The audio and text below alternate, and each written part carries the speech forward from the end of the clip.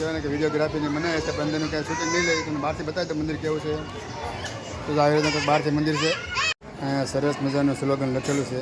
સ્પર્ધર માછલી ઘર છે, તમે જોઈ શકો છો. માછલા અંદર માછલી છે ઝીણી ઝીણી. હા તો આર્યનભાઈને ચા પાય છે એની મમ્મી. નમસ્તે મિત્રો, જય માતાજી, જય સિયારામ. કેમ છો બધા? મજામાં? સ્વાગત છે અમારા એક નવા જ વિડીયોમાં. તો આજને અમારો જર્ની છે મેલડીમાનું મંદિર, જે ભાવનગરમાં જ આવેલું છે. તો બનાવેલું છે વ્લોગમાં. આપણે તમને બતાવીશ કેવું મંદિર છે. અને અમારા છે ઉર્વશી છે, ને ઉર્વશીની મમ્મી છે, આર્યન છે. બધા અમારે જવાના છે ફૂલ ફેમિલીમાં. જો પાછળ આર્યનની મમ્મી આવે છે, ને આર્યન હજી બહાર રમવા ગયો છે. આપણે કેટલી વાર છે ભાઈ? જો ત્યાં થઈ જશે. આર્યનભાઈ અમારે ગાડી લૂસે છે. આ પહેલી વાર ગાભો લઈને ગયો છે ગાડી લૂસવા. હાલો તો વ્લોગમાં બનાવી રહેજો. હા, તેણી ઉભા છે આર્યનની મમ્મી, ઉર્વશી ને તેણી. ને હું ગાડી લેવા જાઉં છું. આપણે ગાડી જો અહીંયા પડી છે, અહીંયા કલુઆ બેઠા છે. આપણે ગાડી પડી છે અહીંયા. તો ઘરેથી નીકળી જશે. રસ્તામાં એમ કહેવાય ને કે વરસાદ આવી ગયો છે. આર્યનની મમ્મી છે, મારા આર્યનભાઈ અહીં બેઠા છે. હવે જાય છે, વરસાદ કેવો આવે જોઈ છે. તો વરસાદ શરૂ થઈ જશે. હાલો તો વ્લોગમાં બનાવી રહેજો.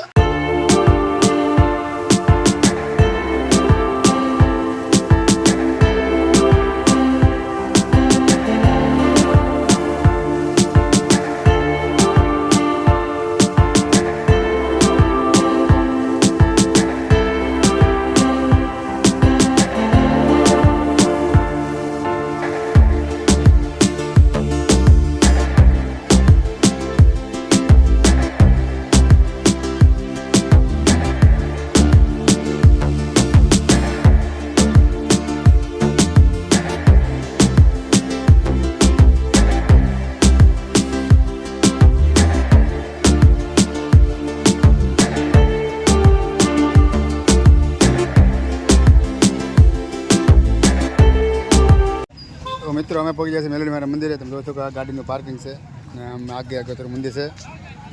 અત્યારે કહેવાય આજ રવિવાર છે તો ગળદી હશે જ તે. આખી ગાડીનું પાર્કિંગ કરેલું છે. આમ બધી જગ્યા છે. બધી ગાડીની જાય ને આમ આગે ગાડી છે. આખું પાર્કિંગ છે. આ બધે એકદમ પાર્કિંગ ફૂલ થઈ ગયેલું છે. જોરદાર જગ્યા છે આ મંદિરે. એકદમ આમ કહેવાય ને લીલોતરું વાતાવરણ છે અહીંયા. અમે મંદિર આવી ગયા છીએ. અને અંદર કહેવાય ને કે વિડીયોગ્રાફીની મનાય છે, પણ અંદરનું કાંઈ શૂટિંગ નહીં લે. તમને બહારથી બતાવે તો મંદિર કેવું છે. તો આવી રીતે બહારથી મંદિર છે. અને અહીંયા બધા ભક્તોની દર્શન કરવાની લાઈન છે. અંદર પણ ગરદી છે, એટલે અંદર કાંઈ શૂટિંગ ઉતારવાની મનાય છે. અહીંયા સરસ મજાનું સ્લોગન લખેલું છે, હસતા રહો, ખુશ રહો, કારણ કે તમે માતાજીના સાનિધ્યમાં છો. મેલડીમાં બધાની મનોકામના પૂર્ણ કરે. તો મિત્રો જોરદાર સ્લોગન લખેલું છે માતાજીનું. જીવનમાં ઉતારવા જેવી વસ્તુ છે આ. અહીંયા છે ચાની પ્રસાદી. આપણે ચાની પ્રસાદી લઈ લઈએ અને થોડી થોડી ચા પી લઈશું. જોરદાર માછલી ઘર છે, તમે જોઈ શકો છો. માછલા અંદર માછલી છે ઝીણી ઝીણી. જો આમ જોરદાર માછલી ઘર છે. અમે અત્યારે ઊન આવે ને અત્યારે ચા પીવા બેઠા છીએ. ભાઈ થોડોક હેરાન કરે છે. ઓલો ઉતારવાનો બહુ આમ તકલીફ પડે છે એવું કરે છે. અરે એની મમ્મી આમે ઊભી છે. અમારા ઉર્વશી બેન ચા પીવા બેઠા છે. અહીંયા જો હાથમાં કપ છે. ને આર્યનની મમ્મી પણ ચા પીવે છે. ને આર્યનભાઈ થોડોક હેરાન કરે છે આજે તે. તમે ત્યારે બહાર જઈને એટલે આર્યનભાઈ અમને હેરાન કરતો હોય. અહીંયા જો માછલી કરશે ને ઉર્વશી જોવે છે. બેન ચા પીવે છે.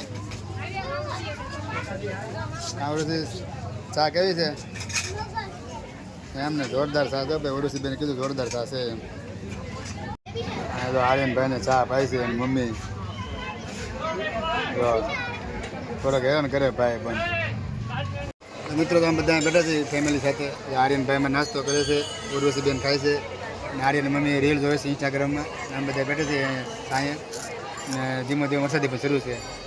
ઇન્સ્ટાગ્રામમાં કયો વિડીયો મૂક્યો અત્યારે ભાઈ? આ તારા આઈડી છે તો એની ઇન્સ્ટાગ્રામની આઈડી છે શીતલ હરી. તમે વિડીયો જોવો, ફોલો કરો અને લાઈક કરો, અને અમારી ચેનલને સબસ્ક્રાઈબ કરો. તમને મંદિરની જગ્યા બતાવી દઉં. જોરદાર જગ્યા છે અહીંયા.